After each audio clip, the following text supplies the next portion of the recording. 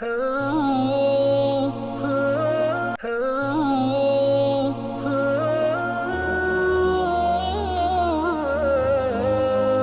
அல்ஹம்துலில்லாஹ் வஸ்ஸலாத்து வஸ்ஸலாமு அலா ரசூலில்லாஹ். அன்பின் பிரே டிவி நேயர்களே, அஸ்ஸலாமு அலைக்கும் வரஹ்மத்துல்லாஹி வபரகாத்துஹ். பிரே டிவி வழங்கும் மனாபிர் இஸ்லாமிய நிகழ்ச்சியினூடாக மீண்டும் நாங்கள் இணைந்திருக்கின்றோம். இஸ்லாமிய புனித ஸ்தலங்களில் நிகழ்த்தப்படுகின்ற ஹுத்பாக்களை மொழிபெயர்த்து வழங்குகின்ற இந்த நிகழ்ச்சியை பிரே டிவி பல வருட காலங்களாக நேயர்களுக்கு வழங்கி வருகிறது. அந்த அடிப்படையில் இன்றைய தினத்திலும் இஸ்லாமிய புனித ஸ்தலங்களுடைய ஹுத்பாக்களை மொழிபெயர்க்கின்றோம். அந்த அடிப்படையில் முதலாவதாக புனித மக்கா முக்கர்ரமாவுடைய ஹுத்பாவை ஹத்தீப் ஃபைசல் பின் ஜமீல் கஸாவி ஹஃபிதஹுல்லாஹ் நிகழ்த்தியிருந்தார்கள். ஹுத்பாவின் தலைப்பு, ஒரு மனிதன் அல்லாஹ்வுக்காக வேண்டிய உலகத்தில் அடிமை என்று வாழ்வது, அதனுடைய கண்ணியம். அல்லாஹ்வை புகழ்ந்து ஸல்லல்லாஹு அலைஹி வஸல்லம் அவர்கள் ஸலவாத் ஸலாம் சொல்லி தக்வாவை வலியுறுத்தியதன் பின்பு, அல்லாஹ்வுடைய அடியார்களே, உண்மையான அன்பு என்பது அது அல்லாஹ்வுக்கு முன்னால் அடிபணிவதில் தான் இருக்கிறது.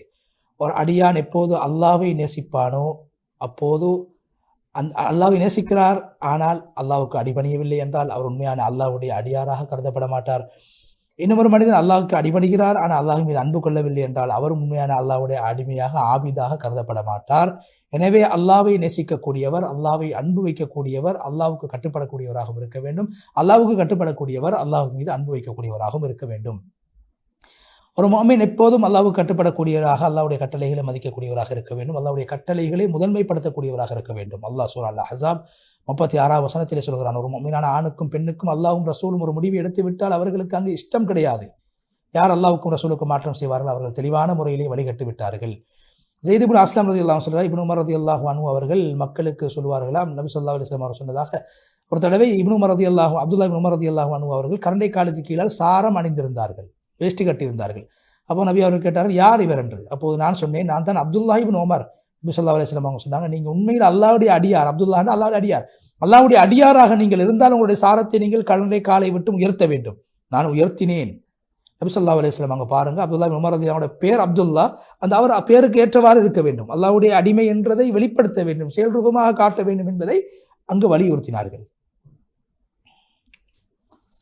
அதே போன்று ஒரு முஃமினுடைய வாழ்க்கை அனைத்தும் அல்லாஹ்வுக்காக இருக்க வேண்டும். அல்லாஹ் குர்ஆனில் சொல்கிறானே, நபியே நீங்கள் சொல்லுங்கள், என்னுடைய தொழுகை, என்னுடைய வணக்கம், என்னுடைய வாழ்வு, என்னுடைய மரணம் அனைத்தும் உலகத்தை படித்து பரிபாலிக்கக்கூடிய ரப்புல் ஆலமீன் அல்லாஹ்வுக்கு உரியதாகும். சூரா அன்ஆம் 162. இபாதத் என்பது ஒரு மனிதனுடைய அனைத்து துறைகளையும் உள்ளடக்கக்கூடியதாக இருக்கிறது. வாழ்வின் அனைத்து பகுதிகளையும் உள்ளடக்கக்கூடியதாக இபாதத். எனவே இபாதத் என்பது அல்லாஹ்வுடைய கட்டளை, அல்லாஹ்வுடைய மார்க்கத்துக்கு கட்டுப்பட, அல்லாஹ்வுடைய கட்டளைகளுக்கு, அல்லாஹ்வுடைய விலக்கல்களுக்கு கட்டுப்பட வேண்டும். ஹலால் ஹராத்தை பேண வேண்டும்.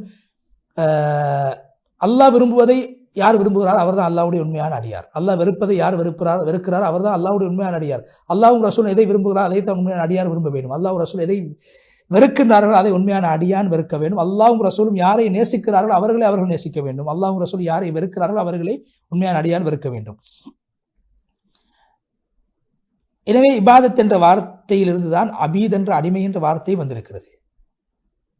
ஒரு மனிதன் எவ்வளவுதான் உலகத்தில் அந்தஸ்தில் உயர்ந்தாலும் அவன் அல்லாஹ்வுடைய அடிமை என்று உலகத்திலே வாழ வேண்டும். அல்லாஹ் குர்ஆனில் என்ன சொல்கிறார், இபாதத் என்பது எல்லா சந்தர்ப்பத்திலும் ஒரு மனிதன் தன்னை அடிமையாக உலகத்திலே அடையாளப்படுத்தி வாழ வேண்டும். சூரா அல் ஹஜ்ர் 99ஆம் வசனத்தில் அல்லாஹ் சொல்கிறார், நபியே, மரணம் வரும் வரைக்கும் நீங்கள் உங்களுடைய ரப்புக்கு அடிமையாக இருந்து இபாதத்தை செய்து கொள்ளுங்கள். எனவே அல்லாஹ் குர்ஆனில் சொல்கிறானே, ஹத்தா அத்தான் அல் யகீன், சூரா முத்தஸிர் 47ஆம் வசனத்தில் எங்களுக்கு யகீன் வரும் வரைக்கும், யகீன் என்றால் மரணம். நபி ஸல்லல்லாஹு அலைஹி வஸல்லம் அவர்கள் அல்லாஹ்வுடைய படைப்பிடங்களில் மிக கண்ணியமானவராக இருந்தும் கூட அடிமை என்று வாழ்ந்திருக்கிறார்கள். அல்லாஹ்வுடைய அடிமை என்று மரணம் வரைக்கும் வாழ்ந்திருக்கிறார்கள். அவ்வாறே சஹாபாக்கள், நபி ஸல்லல்லாஹு அலைஹி வஸல்லம் அவர்களுடைய மரணத்துடைய நேரத்தில் சஹாபாக்கள் தொழுதார்கள். நபி ஸல்லல்லாஹு அலைஹி வஸல்லம் அவர்கள் தொழுவித்தார்கள். மரண தருவாயில் கூட தொழுகை விடவில்லை, இமாமாக நின்று தொழுவித்தார்கள். அடிமை என்று வாழ்ந்திருக்கிறார்கள் அல்லாஹ்வுடைய அடியார்களே. அல்லாஹ்வுக்காக அடிமை என்று உலகத்தில் வாழ்வதற்கு அதில் கண்ணியம் இருக்கிறது, அதில் பரிபூர்ணம் இருக்கிறது. ஒரு முஃமின் அடிமை என்று வர்ணிக்கப்படுவதை விட சிறப்பு உலகத்தில் எந்த ஒன்றுமே கிடையாது. நபி ஸல்லல்லாஹு அலைஹி வஸல்லம் அவர்கள் ஏனைய நபிமார்களை அல்லாஹ் அடிமை என்று வர்ணித்திருக்கிறான். நபிமார்களை அல்லாஹ் அடிமை என்று வர்ணித்திருக்கிறார். இஸ்ராவுடைய பயணத்தின் போது அல்லாஹ் என்ன சொல்கிறான், சுப்ஹானல்லதி அஸ்ரா பிஅப்திஹி, தன்னுடைய அடியார் முஹம்மது ஸல்லல்லாஹு அலைஹி வஸல்லம் அவர்களை அடிமையை இஸ்ராவுடைய பயணத்தின் பால் இட்டுச் சென்ற அல்லாஹ் பரிசுத்தமானவனாக ஆகிவிட்டான். அங்கு அல்லாஹ் முஹம்மது ஸல்லல்லாஹு அலைஹி வஸல்லம் அவர்களை அடிமை என்று வர்ணிக்கிறான். அதே போன்று ஏனைய நபிமார்கள் அவர்களையும் அல்லாஹ் அடிமை என்று வர்ணிக்கின்றான். அது அந்தஸ்துக்கள் மிக உயர்ந்த அந்தஸ்தாகும். ஈசா நபியை பற்றி அல்லாஹ் சொல்லும்போது என்ன சொல்கிறான், ஈசா அலைஹிஸ்ஸலாம் தன்னை அல்லாஹ்வுடைய அடிமை என்று அவர்கள் அடையாளப்படுத்துவதற்கு அவர்கள் பின்வாங்கவில்லை, அடிமை என்று அடையாளப்படுத்தினார்கள். மலக்குமார்களும் தன்னை அடிமை என்று சொல்கிறார்கள். யார் அல்லாஹ்வுடைய இபாதத்தை விட்டும் தூரமாகி பெருமைப்படுத்தி வாழ்வார்களோ அல்லாஹ் அவர்களை நரகத்திலே அல்லாஹ் எழுப்புவான். சூரா நிசா 172வது வசனம். அல்லாஹு தஆலா பெருமை அடிக்கக்கூடியவர்களை, இபாதத் அடிமைத்தனத்தை விட்டும் நாங்கள் அடிமை இல்லை, நாங்கள் தான் உயர்ந்தவங்க என்று பெருமையோடு வாழக்கூடியவங்களை பார்த்து அல்லாஹ் குர்ஆனில் என்ன சொல்றான்? சூரா காஃபிர் 60வது வசனம். யார் என்னுடைய இபாதத்தை விட்டும் பெருமை அடித்துக் கொள்வார்களோ அவர்கள் நரகத்துக்கு நுழைவார்கள், இழிவானவர்கள் நரகத்துக்கு நுழைவார்கள். எனவே இபாதத்தை விட்டு யார் பெருமை அடிப்பாங்களோ அவங்க இழிவாக்கப்படுவார்கள். நாங்கள் இதை கண்கூடாக பார்த்து கொண்டிருக்கிறோம். அடிமைகளாக அவர்கள் ஆகுவார்கள். இபாதத்தை விட்டு பெருமை அடிக்கக்கூடியவர்கள் உலகத்திலே அடிமைகளாகத்தான் அவர்கள் வாழ்வார்கள், அடியார்களுக்கு அடிமையாக வாழ்வார்கள். அல்லாஹ் குர்ஆனில் கேட்கிறான், சூரா அல்-முல்க் 22வது வசனம். இந்த பூமியில் அதாவது நேராக நடப்பவர் சிறந்தவரா, நேர் வழியில் இருக்கிறாரா, அல்லது வளைந்து வளைந்து நடக்கக்கூடியவர், தலைகீழாக நடக்கக்கூடியவர் நேரான பாதையில் இருக்கிறாரா? மனிதர்களை சில பேர்கள் தனது மனோ இச்சையை வணங்கி கொண்டு மனோ இச்சைக்கு அடிமையாக வாழ்கிறார்கள். அல்லாஹ் குர்ஆனில் கேட்கிறானே, நபி நீங்கள் காணவில்லையா? தனது மனோ இச்சை அடிமையாக, தனது மனோ இச்சைக்கு கட்டுப்படக்கூடியவர்களை நீங்கள் காணவில்லையா? அல்லாஹ் அவர்களுக்கு அறிவை கொடுத்து அவர்களை வழிகெடுத்து விட்டான். அவருடைய செவிப்புலனிலும் உள்ளத்திலும் அல்லாஹ் முற்றுகை அடித்து விட்டான். பார்வையில் அல்லாஹ் திரையை போட்டு விட்டான். அல்லாஹ்வுக்கு பின்னால் அவர்களுக்கு நேர்வழி காட்டுவதற்கு யார் இருக்கிறார்கள்? எனவே நீங்கள் சிந்திக்க கூடாதா? சூரா ஜாசியாத் 23வது வசனம். எனவே அடிமை என்பவர் அவர் இந்த இடத்தில் சொல்லப்படக்கூடிய அடிமை என்பவர் மனோ இச்சைக்கு கட்டுப்படக்கூடியவர் ஆவார். மனோ இச்சை எதை நலவு என்று சொல்கிறதோ அதை செய்வார், மனோ இச்சை எதை கெடுதி என்று சொல்கிறதோ அதை செய்வார். தனது நஃப்ஸுக்கு கட்டுப்படக்கூடியவர், அவர் தனது நஃப்ஸுக்கு அடிமையாக இருக்கிறார். இன்னும் சில பேர் உலகத்திலே அவருடைய உள்ளம் அல்லாஹ்வோடு தொடர்புபட வேண்டியவர்கள் துனியாவோடு தொடர்புபடுகிறது. உலகத்தை அளவு கடந்து நேசித்து உலகத்தோடு தொடர்புபட்டு வாழ்கிறார்கள். உலகம்தான் அவருடைய உள்ளத்தில் இருக்கின்ற சிந்தனை, உலகம் அவருடைய கவலையாக இருக்கும், அவருடைய இலக்காக இருக்கும், நோக்கமாக இருக்கும். உலகம் கிடைத்தால் புரிந்து கொள்வார், கிடைக்கவில்லை என்றால் அவர் அதாவது கோபம் கொள்வார்.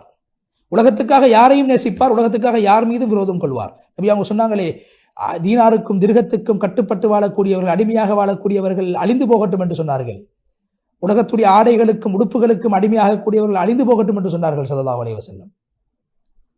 எனவே இன்று சில பேர்கள் அல்லாஹ்வுக்கு அடிமையாக இருக்க வேண்டியவர்கள் உலகத்துக்கு அடிமையாக மாறிவிட்டார்கள். நபி ஸல்லல்லாஹு அலைஹி வஸல்லம் அவர்கள் மேலே சொல்லப்பட்ட அந்த ஹதீஸ் மூலமாக உலகத்துக்கு அடிமையாக வாழ்ந்தவர்களை அழகாக தெளிவுபடுத்தி, யாருடைய உள்ளம் உலகத்தோடு அல்லாஹ் அல்லாத வஸ்துக்கள் மீது தொடர்படுமோ அவர்கள் அந்த வஸ்துக்களுக்கு அடிமையாக மாறிவிடுவார்கள். உபூதியத் என்ற அடிமைத்துவம் இருக்கிறது. அது என்னவென்றால், ஒரு அடியான் அல்லாஹ்வுக்கு முன்னால் தன்னை அடியான் என்று, ஒரு அல்லாஹ்வுடைய அடியார் என்று உணர்ந்து செயல்படுவதாகும். மஹ்லூகாத்துகளை, படைப்பினங்களை வணங்குவதை விட்டும் தூரமாகுவதாகும். ரபிஈ இப்னு ஆமிர் ரலியல்லாஹு அன்ஹு அவர்கள் ருஸ்தும் என்று சொல்லக்கூடிய மன்னனை சந்தித்த போது என்ன சொன்னார்கள்? அல்லாஹ் எங்களை உலகத்துக்கு அனுப்பியிருக்கிறான், அல்லாஹ் எங்களை இந்த இடத்துக்கு அழைத்து வந்திருக்கிறான். ஏன் தெரியுமா? அடியார்களை வணங்குவதை விட்டும், படைப்பினங்களை வணங்குவதை விட்டும் மக்களை நாங்கள் வெளியாக்க வேண்டும் என்பதற்காக, அல்லாஹை வணங்குவதையும் பக்கம் மக்களுக்கு வழிகாட்ட வேண்டும் என்பதற்காக. எனவே உண்மையிலே உலகத்திலே பொதுவான சுதந்திரம் என்பது கிடையாது. ஒரு மனிதன் அடியார்களும் உலகத்திலே ஏதோ ஒரு அடிப்படையில் அடிமைகளாக வாழ்கிறார்கள். சில பேர்கள் அல்லாஹுக்கு அடிமையாக, சில பேர்கள் மனோ இச்சைக்கு அடிமையாக, சில பேர்கள் துனியாவுக்கு அடிமையாக உலகத்திலே வாழ்ந்து கொண்டிருக்கிறார்கள். எனவே ஒரு அடியான் அல்லாஹ்வுக்கு, உண்மையான அடியான் அல்லாஹ்வுக்கு அடிமையாக வாழ வேண்டும். நபி ஸல்லல்லாஹு அலைஹி வஸல்லம் அல்லாஹ் தஆலா குர்ஆனில் எச்சரிக்கின்றான், உங்களுக்கு நாங்கள் சொல்லவில்லையா ஆதமுடைய மக்களே, நீங்கள் ஷைத்தானை வணங்க வேண்டாம், அவன் உங்களுடைய விரோதியாக இருக்கிறான், என்னை வணங்குங்கள், அதுதான் நேரான பாதை. சூரா யாசீன் 60-61 வசனம். இப்னு கைம் ரஹ்மத்துல்லாஹி சொல்கிறார்கள், எந்த அடியான் அல்லாஹ் அல்லாதவர்களை உலகத்திலே வணங்குவானோ அவன் யாராக இருந்தாலும் அவனுடைய வணக்கம் ஷைத்தானுக்குரிய வணக்கமாக மாறிவிடும், அவன் ஷைத்தானை வணங்கக்கூடியவனாக மாறிவிடுவான். அல்லாஹ்வுடைய அடியார்களே, உண்மையான அடிமைத்துவம் என்பது அதுதான் உண்மையான சுதந்திரம், அதுதான் உண்மையான கண்ணியம், அதுதான் உள்ளத்தை மஹ்லூக்களுடைய அடிமைத்துவத்தை விட்டும் அது சுதந்திரத்தை பெற்றுக் கொடுக்கக்கூடியதாக இருக்கும். அல்லாஹ் அல்லாதவர்களுக்கு கட்டுப்படுவதை விட்டும் அது உங்களை தூரமாக்கி அல்லாஹ்வின் பக்கம் திசையை திருப்பும். யார் அல்லாஹ்வை மாத்திரம் வணங்குவார்களோ அவர் அல்லாஹ்வுக்கு மாத்திரம் உலகத்தில் அடிமையாக இருப்பார். கண்ணியம், சிறப்பு அனைத்தும் அல்லாஹ்வை வணங்குவதிலே இருக்கிறது, அல்லாஹ்வுக்கு கட்டுப்படுவதிலே இருக்கிறது. மிக முக்கியமான விடயங்கள் ஒன்றுதான் ஒரு அடியான் அல்லாஹ்வுக்கு அடிமையாக உலகத்திலே வாழ வேண்டும்.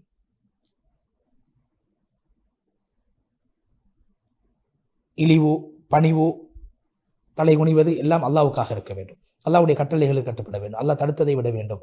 அல்லாஹ்வின் பக்கம் தேவையை நாங்கள் எப்போது வெளிப்படுத்த வேண்டும். அல்லாஹ்விடத்தை உதவி பெற வேண்டும். அல்லாஹ் மீது தவக்குல் போட வேண்டும். அல்லாஹ்வை கொண்டு பாதுகாப்பு தேட வேண்டும். உள்ளம் அல்லாஹ் அல்லாதவர்களின் பக்கம் சம்பந்தப்படக்கூடாது. மேலே சொல்லப்பட்ட விடயங்களை விட்டு யாரு தூரமாக பராமுகமாக இருப்பார்களோ அவர் எல்லா விடயங்களை விட்டும் தூரமாக்கப்பட்டவர்களாக மாறிவிடுவார்கள். மனிதர்களை மிகவும் வழிகட்டவர்கள் யாரென்றால் யாருடைய உள்ளம் அல்லாததின் பக்கம் சம்பந்தப்பட்டிருக்கிறது அவர்கள் தான். உண்மையிலே அந்த அந்த அடிமைத்துவம் என்பது உள்ளத்தில் ஏற்பட வேண்டும். ஷேகுல் இஸ்லாம் இப்னு தைமிய்யா ரஹ்மத்துல்லாஹி சொல்கிறார்கள், ஒரு அடியானுடைய உள்ளம் எப்போது அல்லாஹ்வை அதிகமாக நேசிக்கும் அப்போது அந்த அடியான் அல்லாஹ்வுக்கு அடிமையாக உலகத்திலே வாழ்வார். எப்போது அந்த அடியானுடைய அடிமைத்துவம் அதிகமாகும் அப்போது அல்லாஹ்வை நேசிக்கக்கூடியவராக மாறுவார். அல்லாஹ்வை அவர் தேர்ந்தெடுக்கக்கூடியவராக இருப்பார். உள்ளம் சீராக மாட்டாது, உள்ளம் வெற்றி அடைய மாட்டாது, உள்ளம் இன்பம் பெற மாட்டாது, உள்ளம் மனமாக மாற மாட்டாது, உள்ளத்துக்கு நிம்மதி கிடைக்காது அல்லாஹ்வை வணங்காத வரைக்கும். அவருக்கு உலகமே கிடைத்தாலும் அவருடைய உள்ளம் அல்லாஹ்வோடு தொடர்படவில்லை என்றால் அவருக்கு நிம்மதி, சந்தோஷம், ராகத் ஒன்றுமே கிடைக்காது. ஏன் அல்லாஹ்வின் பக்கம் தேவையுள்ளவர்களாக ஒரு அடியார்களும் இருக்கிறார்கள். ஏன் அல்லாஹ் வணங்கப்படக்கூடியவன், நேசிக்கப்படக்கூடியவன், தேடப்படக்கூடியவன். எனவே அல்லாஹ்வை தேடுவதில் தான் இன்பம் இருக்கிறது. அல்லாஹ்வோடு உள்ளம் இணைவதில் தான் சந்தோஷம் இருக்கிறது. நிம்மதி, சந்தோஷம் அனைத்து மனிதனாக இருக்கிறது. எனவே அல்லாஹ் ஒரு அடியானுக்கு அல்லாஹ்வுடைய அந்த நிம்மதி, சந்தோஷம் கிடைக்குமா வேண்டுமாக இருந்தால் அவன் அல்லாஹ்வுடைய உதவி அவனுக்கு தேவைப்படுகிறது. அல்லாஹ் இல்லாமல் நிம்மதியை, சந்தோஷத்தை தர முடியாது. அதனால் தான் குர்ஆனில் சொல்கிறோம், இய்யாக நஅ்புது வ இய்யாக நஸ்தஈன், யா அல்லாஹ் உன்னையே நாங்கள் வணங்குகின்றோம், உன்னிடத்திலே உதவி தேடுகின்றோம். சூரா அல்-ஃபாத்திஹா 5வது வசனம் என்று சொல்லி ஹுத்பாவுடைய முதல் பகுதியை விட்டு விடைபெற்று சென்று ஷேக் ஃபைசல் அவர்கள் 2வது ஹுத்பாவில் அல்லாஹ்வை புகழ்ந்து ஸல்லல்லாஹு அலைஹி வஸல்லம் அவர்கள் ஸலவாத்து ஸலாம் சொல்லி, அல்லாஹ்வுடைய அடியார்களே, ஒரு அடியான் அல்லாஹ்வோடு நல்லெண்ணம் வைக்க வேண்டும், அல்லாஹ்வுடைய ஏற்பாட்டை நம்ப வேண்டும், அல்லாஹ்வுடைய ரஹ்மத்தை ஆசிக்க வேண்டும், அல்லாஹ்வுடைய ரஹ்மத்தை விரும்பக்கூடியவராக இருக்க வேண்டும். அல்லாஹ்வுடைய அடியார்களே, ஊதியத் என்ற அடிமைத்துவம் அதனுடைய அந்தரங்கம், அது உண்மை என்பதற்கான அடையாளம் என்ன தெரியுமா? உண்மையான அடியார், நான் உண்மையில் அல்லாஹ்வுடைய அடியாராக இருக்கிறது அடையாளம் என்ன தெரியுமா? சோதனைகள் ஏற்படுகின்ற போது ஒரு மனிதனுடைய ஈமானுடைய நிலையை வைத்து அவர் அல்லாஹ்வுடைய உண்மையான அடியாரா இல்லையா என்று புரிந்து கொள்ளலாம். இப்னு கையிம் ரஹ்மத்துல்லாஹி சொல்கிறார்கள், அல்லாஹு தஆலா ஒரு அடியானை அழிப்பதற்காக, அவனை நாசமாக்குவதற்காக சோதிப்பது கிடையாது. அல்லாஹ் அவனை சோதிப்பது அவனுடைய பொறுமையும் அவனுடைய உபூதியத்தையும், அவன் உண்மையான அடியாராக இருக்கிறார் என்பதை பரிசோதிப்பதற்காக. எனவே அல்லாஹு தஆலா அல்லாஹு தஆலாவுடைய அடியார்கள் எப்போதும் சந்தோஷத்திலும், நிம்மதியிலும், சோதனையிலும், எல்லா சந்தர்ப்பத்திலும் நான் அடிமை என்ற உணர்வை வெளிப்படுத்த வேண்டும். தனக்கு விருப்பமில்லாத விடயத்தில் கூட அல்லாஹ்வுடைய அடிமை என்று நான் அடிமைத்துவத்தை வெளிப்படுத்த வேண்டும். எனவே படைப்பினங்களில் அதிகமானவர்கள் தாம் விரும்பக்கூடிய விடயத்தில் தான் உபூதியத் என்ற அடிமைத்துவத்தை வெளிப்படுத்துவார்கள். ஆனால் உண்மையான அடிமைத்துவம் என்பது சோதனைகள் ஏற்படுகின்ற போது வெளிப்படக்கூடிய ஒன்றாகும். எனவே அல்லாஹ்வுடைய அடியார்களே, நாங்கள் பொறுமையோடு இருக்க வேண்டும். சோதனைகள் ஏற்படுகின்ற போது அல்லாஹ்வுடைய முடிவை நாங்கள் பொருந்திக் கொள்ள வேண்டும். நாங்கள் பதறக்கூடாது, அல்லாஹ்வுடைய முடிவுகளை நாங்கள் விமர்சிக்கக்கூடாது. சோதனைகள் ஏற்படுகின்ற போது அல்லாஹ்வுடைய ரஹ்மத்தை விட்டும் தூரமாகக்கூடியவர்களாக நாங்கள் மாறக்கூடாது, நிராசையாகக்கூடியவர்களாக நாங்கள் மாறக்கூடாது, தொழிலை விட்டும் தூரமாகக்கூடிய, அமல்களை விட்டு தூரமாகக்கூடியவர்களாக நாங்கள் மாறிவிடக்கூடாது. உலகத்தை படிப்பினை என்ற கண்ணோடு நாங்கள் பார்க்க வேண்டும். அது அழிந்துவிடக்கூடியது, நீங்கிவிடக்கூடியது என்பதை நாங்கள் பார்க்க வேண்டும்.